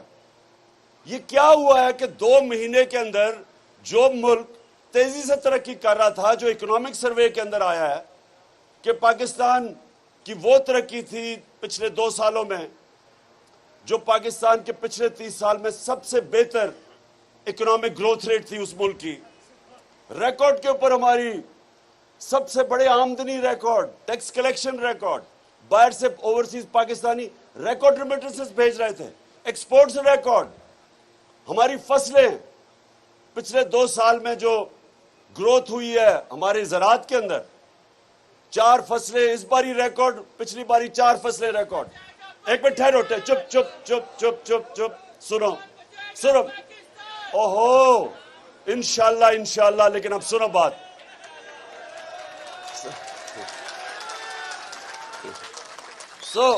वो जो मुल्क तेजी से आगे जा रहा था, कौन सी क़यामत आई थी कि ये चोरों ने मिलकर जी महंगाई करके और साजिश के जरिए हमें गवर्नमेंट गिराई। और आज 2 महीने में आपके सामने हालात हैं, पाकिस्तान की रेटिंग, जो इंटरनेशनल क्रेडिट रेटिंग, वो नीचे, मूडीज, वापडा की क्रेडिट रेटिंग नीचे, जिसका मतलब कि जो हम 10 डैम्स बना रहे हैं वो मुतासर हो सकती है, क्योंकि फंडिंग बाहर से नहीं मिलेगी। और सबसे जो खतरनाक चीज वो ये कि हमारी एक्सपोर्ट्स 10% गिरी, और दूसरा जो रेमिटेंसेस पाकिस्तानी बाहर से भेजते थे वो गिर गई हैं। इसका मतलब कि हमारा खसारा बढ़ता जाएगा, इसका मतलब रुपए पे प्रेशर बढ़ता जाएगा, इसका मतलब हमारे रिजर्व्स कम होते जाएंगे, इसका मतलब कि अगर इसी तरह चलता रहा तो मुल्क श्रीलंका के रास्ते पर निकल गया। इसलिए आज सारी कौम को इकट्ठा होकर एक चीज मांगनी चाहिए, हमें इलेक्शन चाहिए। एक चीज, इलेक्शन ही नहीं, साफ और शफाफ इलेक्शन, जो ये इलेक्शन कमीशन बिल्कुल नहीं कर सकती, क्योंकि ये मिल के अभी भी पंजाब में जो 20 हल्कों पे इलेक्शन है, अभी भी पूरी गेम तैयार हो रही है धांधली करके इलेक्शन जीतना। लेकिन मैं सुने जरा, सुने बस एक तो,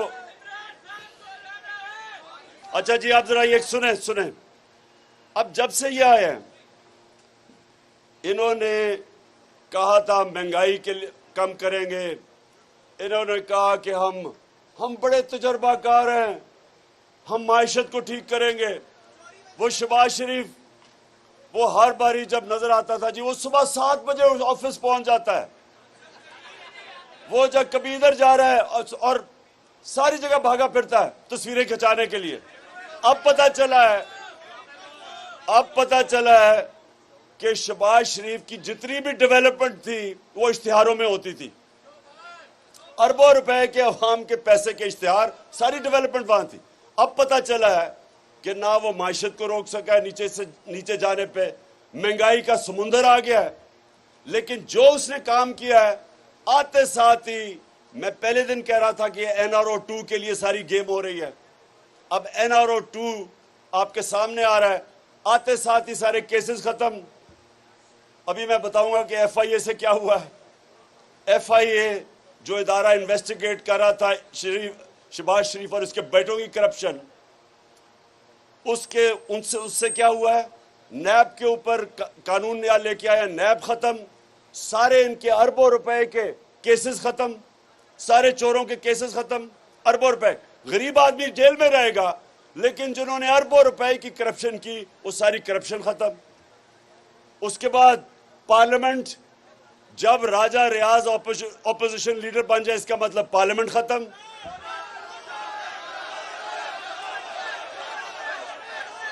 सहाफियों, आज जो सहाफियों से हो रहा है, जिस तरह की धमकियां मिल रही हैं, FIR कट रही हैं सहाफियों पे, मीडिया हाउसेस को धमकियां दी जा रही हैं कि कवर ना करो किसी तरह इमरान खान को, ये बहुत बड़ा कोई दुश्मन है मुल्क का। जो ये हरकतें, ये मार्शल लॉ में भी ऐसी चीजें नहीं हुई। जो हमारे ऊपर FIRs कटी हैं, मेरे ऊपर कोई 8-9 FIRs है, मुझे तो भूल ही गया हूं कितनी ज्यादा, सारे कारकुनों पे कटी हुई हैं FIRs। और सिर्फ और सिर्फ एक कोशिश है, किसी तरह अवाम को खौफजदा करके और चुप करके बैठा दें। अब मैं ये जरा सुने कि शहबाज शरीफ के जो केसेस थे, उन लोगों से हुआ क्या। सबसे पहले आपको पता है ना, शहबाज शरीफ ने नौकरों के नाम पे अपनी शुगर मिल में नौकरों के नाम पे 16 अरब रुपया नौकरों के नाम पे लिया। अब उसमें से जरा सुन लें। पहले जनाब बारी आई गुलजार अहमद, जो PN, जो कि चपरासी काम करता था, उसका वो भी इनके पैसे, उसके अकाउंट में भी पैसे आते थे, वो अल्लाह को प्यारा हो गया। उसके बाद बारी आई जनाब मुजम्मल राजा की, उसको भी दिल का दौरा पड़ा, वो भी अल्लाह को प्यारा हो गया, ये भी पैसे उसके अकाउंट में पैसे आते थे। फिर जनाब गुलाम शबीर, वो भी एक था जिसके पैसे आते थे, उसको भी जनाब दिल के दौरे से वो भी अल्लाह को प्यारा हो गया। और फिर आप सब जानते हैं बेचारा मकसूद चपड़ासी, इसके पैसे आते थे। अच्छा, गुलाम शबीर जो था, ये पैसे डालता था मकसूद चपड़ासी के अकाउंट में, तो गुलाम शबीर गया, सबको दिल के दौरे पड़े। मकसूद चपड़ासी 50 साल का भी नहीं था, वो दिल के दौरे से गया। फिर जो इन्वेस्टिगेटिंग ऑफिसर था डॉक्टर रिजवान, वो दिल के दौरे से गया। फिर जनाब एक और इन्वेस्टिगेटिंग ऑफिसर नईम, उसको हार्ट अटैक हुआ, लेकिन अल्लाह ने उसको बचा लिया। और फिर आज हमने खबर पढ़ी है, इमरान रजा जो एंटी करप्शन में, ये फैसलाबाद में, आप सोच लें फैसलाबाद में किसका वो इन्वेस्टिगेट कर रहा होगा, किसको? अब उसको पता चला, ये जरा सुने, पता चला जी वो अच्छा भला था, उसने जी खुदकुशी कर ली है। अब ये जो हो रहा है, ये क्या पैगाम जा रहा है? ये पाकिस्तान में ये पैगाम जा रहा है कि जनाब ताकतवर माफिया को कोई सरकारी नौकर हाथ ना डाले, कोई FIA वाला आगे से इनको इन्वेस्टिगेट ना करे। नैब वालों को सारों को डरा दिया कि जो इनके केसेस हैं चुप करके पीछे हट जाओ, ताकि ये सारे केसेस इनके माफ हो जाए। सबसे जो जुल्म हो रहा है इस मुल्क से, कि मुल्क चलता है मेरे कारकुनों, मुल्क चलता है इदारों पे। मजबूत इदारे मुल्क को मजबूत करते हैं। मुल्क चलता है रूल ऑफ लॉ, इंसाफ के ऊपर, कानून की हुक्मरानी के ऊपर। उसकी वजह से मुल्क ऊपर जाता है। सारी आज कानून की हुक्मरानी खत्म। इसका मतलब ताकतवर के लिए एक कानून, कमजोर के लिए दूसरा। ताकतवर के लिए, जिस तरह हमारे नबी सल्लल्लाहु अलैहि वसल्लम ने कहा था कि वो कौमें तबाह हो जाती हैं जिधर छोटा चोर जेल में डाला जाता है और ताकतवर डाकू को उस मुल्क का निजाम नहीं पकड़ सकता। ये आपके सामने हो रहा है, ये तबाही आपके सामने है कि बड़े बड़े डाकुओं को पहले तो उन लोगों को डराया धमका, सबको डराया धमकाया जा रहा है। जो इन लोगों को, ये जो मर रहे हैं लोग, सब डरेंगे अब कि इनकी किसी चोरी के ऊपर कोई हाथ ना डाले।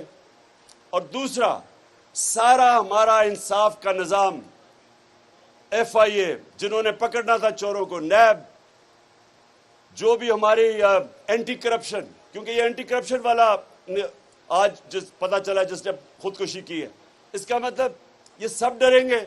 एक इदारा बच जाएगा, वो है पाकिस्तान की अदलिया।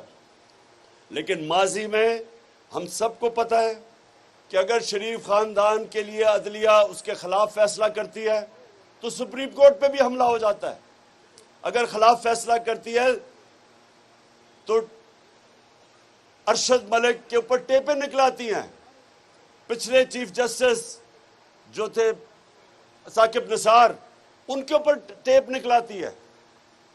तो ब्लैकमेल माफिया की तरह जुडिशरी को भी इन्होंने माजी में किया है, फिर करेंगे। अगर इनको खतरा जिधर से भी होगा, ये उसके ऊपर अटैक करेंगे, उनको डराएंगे, धमकाएंगे, पैसे भी देंगे।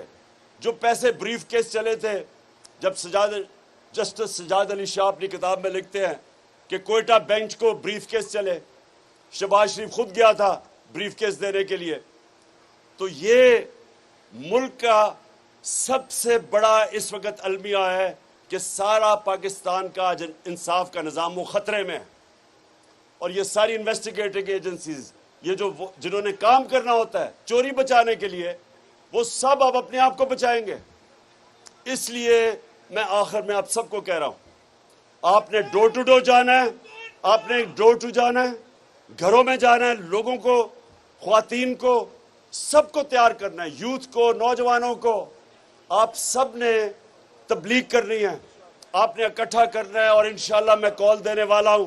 सारों ने आपने पूरी जोर लगा के मेरे साथ निकलना है और एक हमारी आवाज होगी, इंपोर्टेड हुकूमत नामंजूर और इलेक्शंस।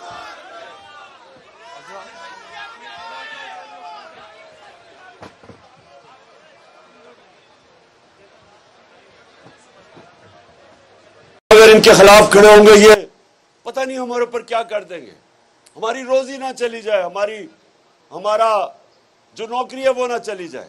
ये सारी चीजें, ये जितनी भी चीजें हैं, ये याद रखें कि अल्लाह के हाथ में रिस्क है।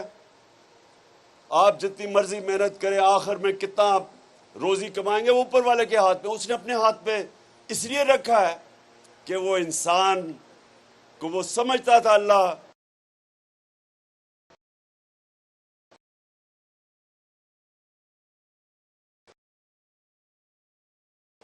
वो जो पुलिस वाले जिन्होंने औरतें और बच्चों के ऊपर टीयर गैस की शेलिंग की, क्या उनके ज़मीर उनको ये नहीं बता रहा था कि ये कोई दहशतगर्द आपके सामने है, ये कोई मुजरिम है, ये कोई हिंदुस्तान की फौज है? ये आपके अपने लोग थे, पुरअमन एहतजाज कर रहे थे। तो जो भी वो पुलिस वालों ने या रेंजर्स ने उनके ऊपर, अब मैं क्या कहूं, जुल्म किया। बच्चे थे वहां और बच्चों की आंखों में आंसू गैस जा रही थी। तस्वीरें उन बेचारे बच्चों की, घबराए हुए थे आंसू गैस से। कोई अपने लोगों के ऊपर ऐसा जुल्म नहीं करता, बल्कि कोई, मैं ये कहता हूं कि दूसरों के ऊपर भी ऐसा जुल्म नहीं करना चाहिए। कोई हमारे दुश्मन भी हो, हमें ऐसा जुल्म ना करें। ये जो सीन थे आप मकबूजा कश्मीर में देख लें, जो मुसलमानों को, वहां कश्मीर के लोगों को, जिधर उन्होंने हर किस्म का जुल्म करते हैं उनको गुलाम बनाने के लिए, वो ही सीन थे वहां। उसी तरह रबर बुलेट्स, टेयर गैसिंग अपने लोगों के ऊपर चल रही थी। तो जो लोग भी वो पुलिस वाले ऑर्डर कर रहे थे, वो अपने जमीर के खिलाफ जा रहे थे। ये दुश्मन नहीं थे, ये अपने शहरी थे जो कह रहे थे कि एक बाहर की हुकूमत, एक बाहर की साजिश के तहत हमारे ऊपर हुकूमत मुसल्लत की गई। वो हम नहीं मानते। वो ये कह रहे थे कि मुल्क के बड़े बड़े डाकुओं को ऊपर बैठा दिए, हम नहीं इनको मानते। और ये उनका हक था। एक डेमोक्रेसी के अंदर शहरियों का हक होता है ये कहना, उनके ऊपर इस तरह तशद्दुद करना